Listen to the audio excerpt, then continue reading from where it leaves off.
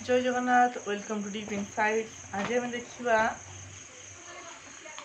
ध्वनि वर्ण और वर्णमाला संपर्क में विवरणी गुड़िक आम विशद भाव आलोचना करवा। देख ध्वनि कौन प्रभातर शଯ୍ୟା त्याग ठारू आरंभ करी रात्रिर शଯ୍ୟା ग्रहण पर्यंत मनुष्य नाना ध्वनि शुणा पाए। ताले कौ समय कौ समय पर्यंत ना प्रभातर शଯ୍ୟା त्याग ठारू आरंभ करी शଯ୍ୟା ग्रहण पर्यंत मनुष्य नाना ध्वनि शुणा पाए।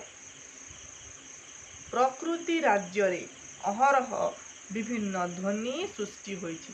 ताहाले ध्वनि गुड़िक केउठु सृष्टि होइछि ना प्रकृति राज्य रु ही ध्वनि मानकर उत्पत्ति घटिछि। प्रकृति राज्य कहले कौन जोड़ा कि प्रकृति सृष्टि होइछि, जोड़िक आपे आपे सृष्टि होइछि, जोड़िक भगवान सृष्टि करछन्ति ताकू प्रकृति सृष्टि होइतिबा जिंस कहा जाए। ताले ध्वनि गुड़िक केउठु सृष्टि होइछि प्रकृति रु ही ध्वनि मान सृष्टि होइछि। मनुष्यर मध्य ध्वनि अछि काहे क्यों अतीतरु मानव निजर मुख निसृत ध्वनि साहाय्य रे भाव को प्रकाश करुछि। ताहले मनुष्य केबेठारु काहे क्यों अतीत रे मानव निजर मुख निसृत ध्वनि साहाय्य रे भाव गुड़ी को प्रकाश करुछि हैला।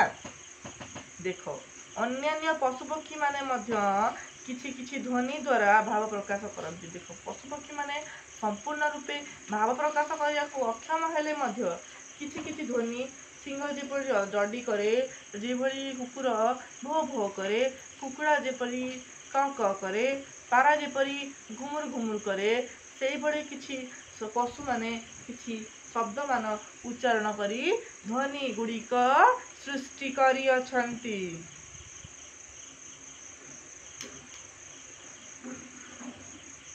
सुतरां ध्वनि हेउछि एक प्रकार नाद। डंबुरु जेभली महादेवंकर डंबुरु जेभली नाद करे सेई भली ध्वनि मध्य कुहा जाइछि एक प्रकार नाद बोली ध्वनि को कुहा जाई अछि।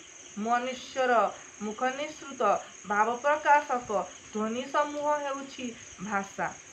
भाषा को ताहले कौन कुहा जाइछि मनुष्यर मुख निसृत भाव प्रकाशक ध्वनि समूह हेउछि भाषा।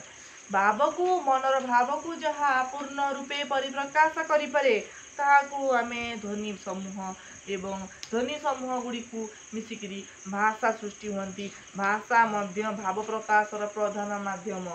ताहले आमे कौन जानिले भाव प्रकाशर खातारे नोट टी को लिखंतु। भाव प्रकाशर प्रमुख माध्यम होउछि कौन भाषा। लिखंतु खातारे भाव प्रकाशर मुख्य माध्यमटी हेउछि भाषा। वर्तमान आमे ध्वनि विषय जिनसटी को डेफिनेशन टी को पढ़ी देछे। नेक्स्ट क्लास रे आमे जानिबा वर्ण एवं वर्णमाला मानक संपर्क रे एवं इहार विभागीकरण संपर्क रे। Thanks for watching. Do like share and subscribe to our channel. Thank you so much.